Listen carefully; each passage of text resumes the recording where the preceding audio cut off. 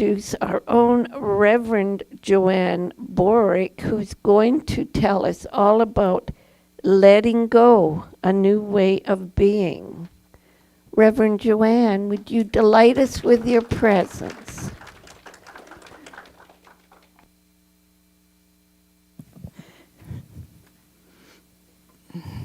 Then I get a hug on the way down. Yes, you do. And I dropped that, but I'm not. That's okay. Thank you, Logan. Hugs. Okay. It takes a village, eh? And first of all, I just really want to thank Reverend Tress for that totally personalized meditation this morning. I don't know about you guys, but she was preaching to the choir. And I want to know, do you guys think you're in school? Nobody wants to sit in the front row? All the bad kids sit in the back. I don't know how I know that, but I do. Good morning, beautiful. Thank you. I can never hear that or say it enough.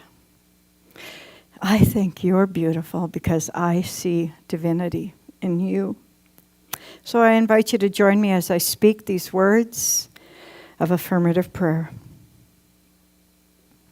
If you choose, you may take a deep breath and just bring yourself home into your heart and be here now. As I declare and state in the stillness of this beautiful morning, I know there is only one love, one life, one spirit, one God. And I'm one with it. All the peace, power, and purpose that is of this creative universe and creation itself is in, around, and through me as me. As I walk through this world, I'm in awe of its beauty and its potential.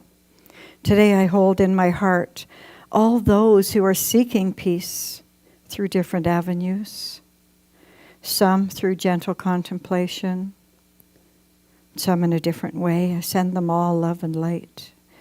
Letting it go requires faith. A new way of being requires trust. And that is who I am. With a grateful heart for the ability and the opportunity and inspiration to rise above the circumstances in my life and in my world, my heart is filled with gratitude.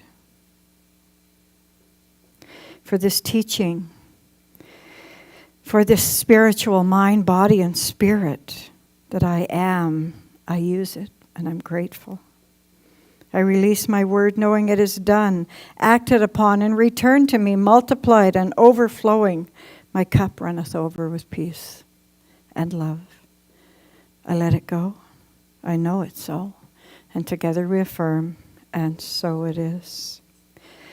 And now in this time of quietness, let us sit and send healing light and love to all those who need to know they're loved.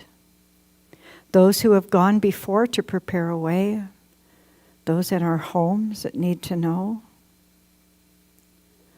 that we see them and we love them.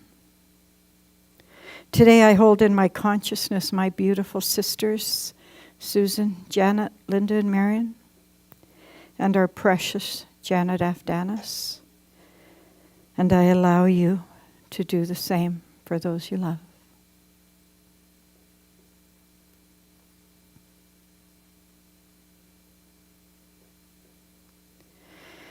Thank you.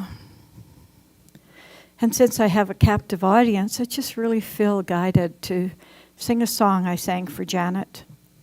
And she's not really, oh, Susan, I love you. Can you bring me a throat thing? That she's not doing very well. She doesn't really want company. But if you can just hold her in your heart. And this was the song we sang when I saw her. And if you know it, you can turn to somebody or you can say it to me. You are the face of God. I hold you in my heart.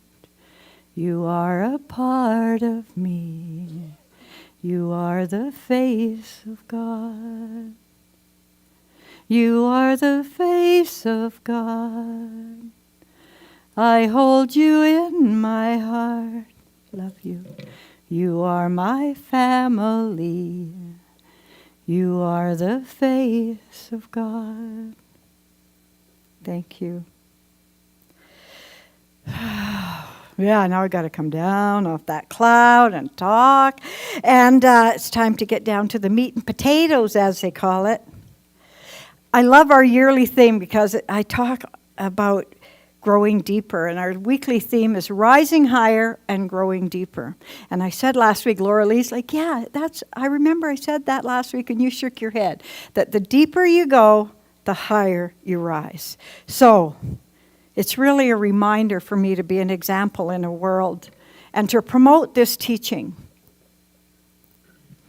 And it's my firm belief that everyone in this philosophy believes that if everybody in the world knew that we're all one, there's a power greater than we are in the universe and we could use it, and that your thinking creates your experience. If we all knew that, there'd be peace. Which brings me to a thought that might be a little foreign to people. And for me, it's really scary too. Because being peaceful means that you have to sit with yourself. You have to sit in your own company. And you have to embrace your whole community. And you have to let it go. A new way of being. You know, I was thinking, how am I going to fill this space just with my truth? Well, I often tell you to pick up a word, like a phrase, and just look it up on the internet. So I looked up letting go and a new way of being. And those are two completely different things. So let me just have a look here, see which version I'm on. Version 3. So I took a new way of being, and then I took letting it go, and then I realize that you can't have one without the other. And I was really challenged, like, what is a new way of being? It could be something little and it could be something big. For me, it's a flower in my hair. It's my new way of being today. You know what thinking does? It gives you potential. And I'd like to open with a quote from Ernest Holmes from How to Use It. He says, "Behold, I make all things new. There's nothing permanent but change. And the infinite intelligence can never be caught in anything it does. What it does expresses its being at that particular time, just for that moment. Tomorrow, it's going to do it entirely differently, but it's always in accordance with harmony." And you know where he got that quote from? From Isaiah. In the Bible, in chapter 43, it says, "Forget the former things. Do not dwell on the past." And it goes on to say, "I'm doing a new thing. It springs up. Do you not perceive it? I'm making a way in the wilderness, and it streams from the wasteland." So just for today, let's start a new way of being. You know, at this time in the world, there's so many polarities. I'm sure you all see it. I see it in my home. I see it in my friends. And sometimes we're unwilling to look at the solutions, only the differences that we have. But I think now's a tipping point. I think it's time that we go to a balance. It requires us to step in a new way of thinking. Ernest Holmes said, "Show me 1,000 people who have this belief and we'll change the world." Well, we have 1,000, but I think when he said that 100 years ago, there wasn't this many people. So now maybe we need 10,000. So our job is big. And you know, we could risk sometimes being swallowed up by the outside world with their outdated ideas. I call it race consciousness, watching TV too much. And as I was researching that, I was thinking, you know, we were from this society that had to be this or this. Like it had to be economic growth or taking care of people. It had to be technology or ecology. It had to be taking care of other people or taking care of yourself. But you know what the new thing, I think, is? It's not or, it's and. I think we can take care of the ecology and take care of the economy. I think we can take care of ourselves and we can take care of others. And the list goes on and on. I think we have to focus on finding new solutions. And that polarity that we've been brought up with, that it's this or that, it's not true anymore. We have to merge. We have to come together. Just like different faiths, you know, it's either Buddhism or Christianity. No, it's not. It's all faiths, all beliefs, Buddhism and Christianity. We all believe that we want love and that we want acceptance. And that is our commonality. Oh, I lost my way. That's the third way. I got to tell you, there's a thing at the end that I saw from John Kabat-Zinn. And you know what he calls it? He calls homo consciousness. And I thought, that's such a weird word. But he says, we are unconscious homo sapiens that are unconscious. So he says, I think we have to be homo sapiens. But I can see why he didn't put that out into the world. Because it just had so many connotations. I put it at the end of my talk, but as I'm reading it, I'm thinking, that is right. That's such a great phrase. Homo consciousness. Homo sapien consciousness. So we can either hold on tightly to our beliefs or let go of the ones that are no longer working for us. So that's the part that is the new way of being. I got a couple of stories I want to tell you. I'll try to talk fast. I want to tell you about a story called The New Way of Being, and you've maybe heard it. Some of you that don't cook might not. So the story is about the ham and the crock pot and the pot that goes in the oven. So, you know, I had my mother, she would make a ham, and they were long, she always cut the end off and put it in the pot. And then I grew up, I was going to cook a ham, I cut the end off, put it in the pot. My daughter grew up. She cooks a ham, cuts the end off, puts it in the pot. And so one day I said to my mom, Mom, why do you cut the end off the ham? You know, I don't know. I thought maybe there was something on it that wasn't very good. And she says, oh, well, because my pot was round and I didn't have an oval one. So here we're all going on, cooking the ham the same way. And sometimes we do that in life too. We do it that way because somebody else did it that way. Maybe they just didn't have the right pot to put it in. And I think that really this philosophy is always, every week I feel like I'm practicing a new way of being. There's a new way of being. As I'm reading through, all these quotes keep coming up. You know, I know if you've looked online, they show you these quotes. There was one by Ralph Peters that just struck home with me. And, you know, my grandkids, when I go there, when they come to my house, it used to be, where's the toys? And then it was, where's the iPad plug-in? And then it was, you don't have enough bandwidth for all the YouTubes we want to watch. So I really notice a new way of being even at home. So Ralph Peters says, we have never had more ways to connect, but we've never been more lonely. And perhaps a new way is just being aware that you're not living your best life right now and that you just have to stop. Now, stop for me is an analogy, S-T-O-P. So if something's not working in your life, why keep going down that road, cutting off the end of the ham? Just stop. That's the S. And the T is take a breath.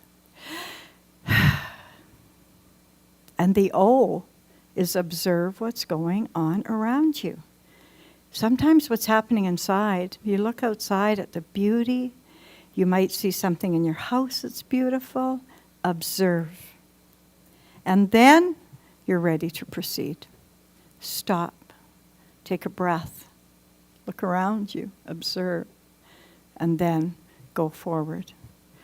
Because there is nothing that you can't do if you listen to yourself and you let your intuition guide you.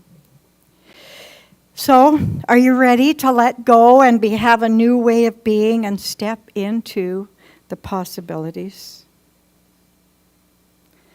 You know, I think one of the greatest things we can do is accept ourselves the way we are. Thank you, Reverend Therese. She just drove that home to me today. We had a little discussion before, and she did a treatment for me, and she said we just have to accept ourselves the way we are.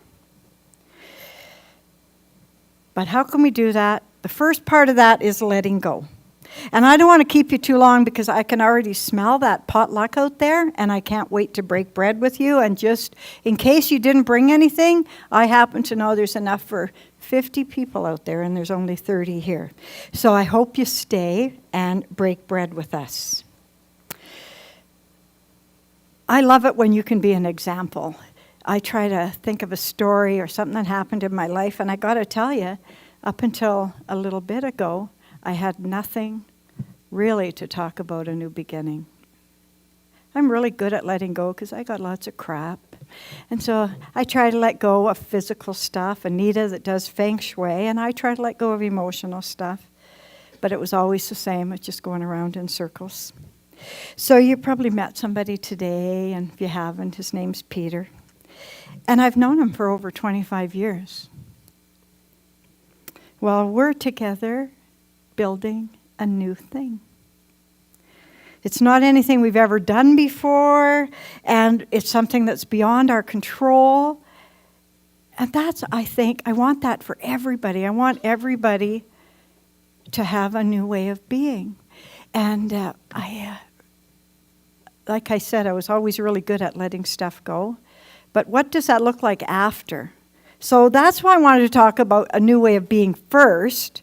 What do you want your new way of being to be?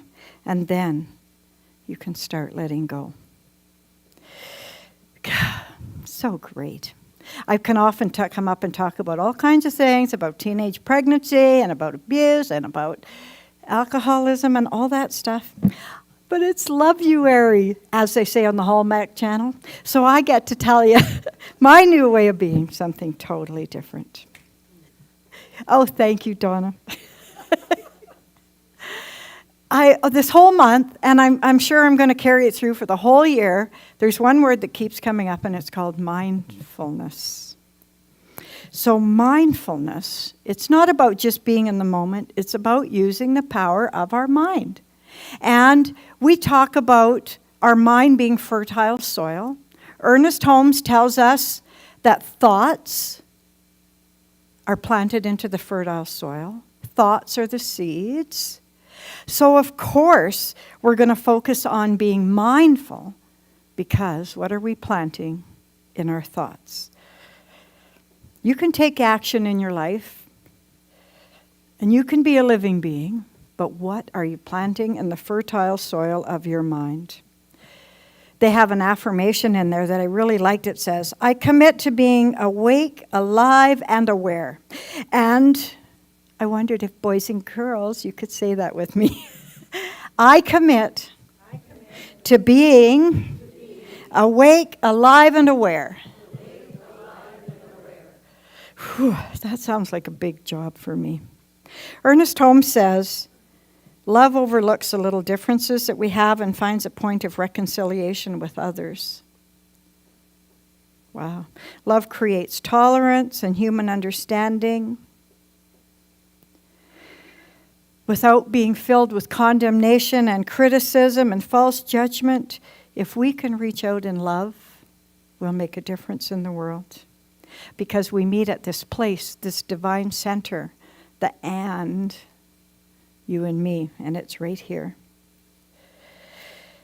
A new way of being, but it begins with letting go.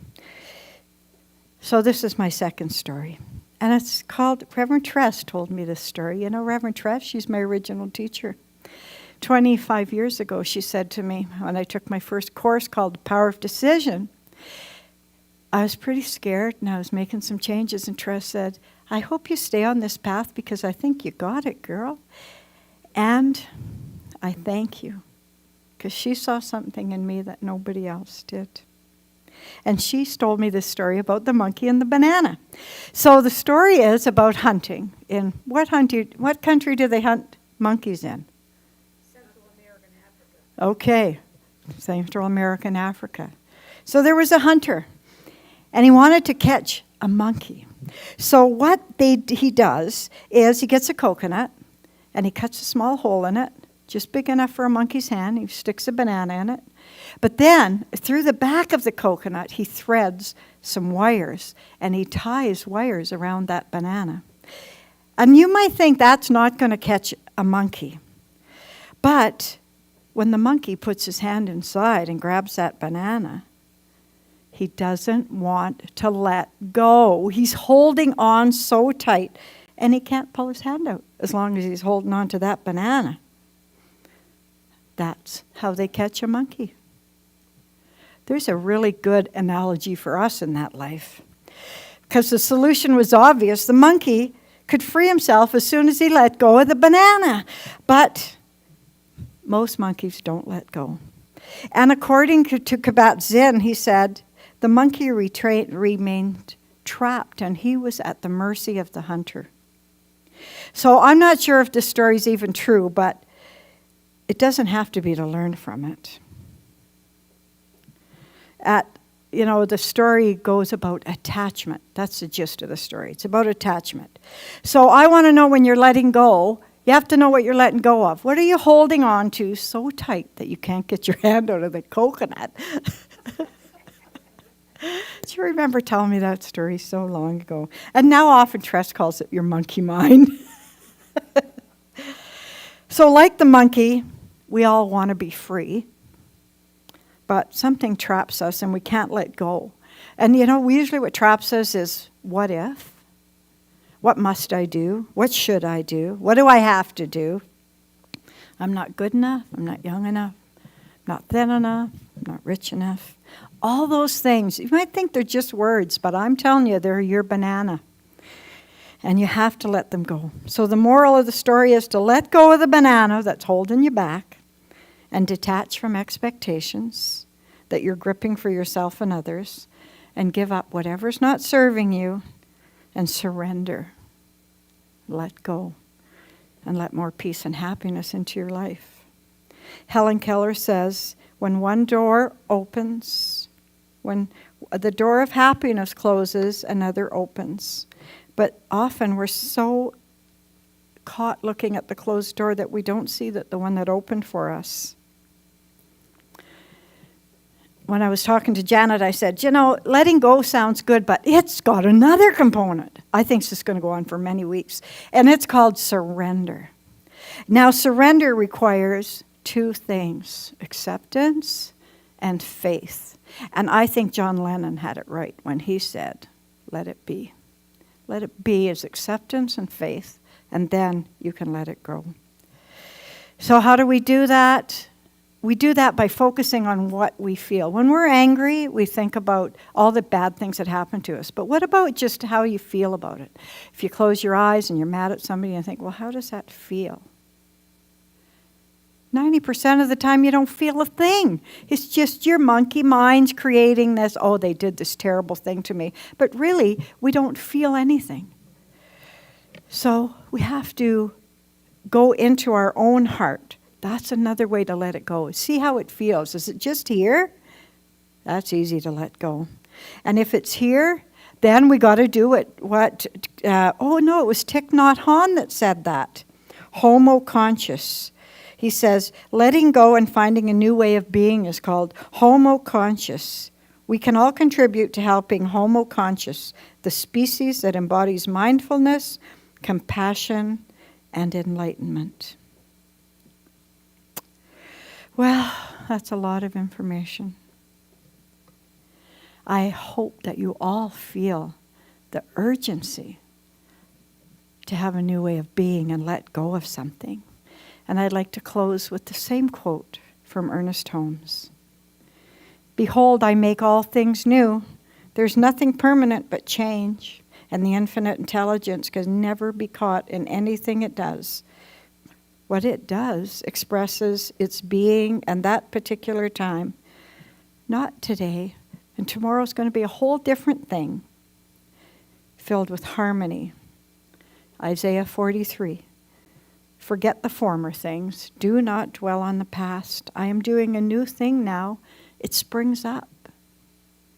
Can you not perceive it? I'm making my way in the wilderness and the streams in the wasteland. Thank you so much for being willing to let go of your banana and embrace a new way of life, not cutting the end off the ham. I am Reverend Joanne Faith, peace and love, Boruck, and I wish you an amazing week. And so it is.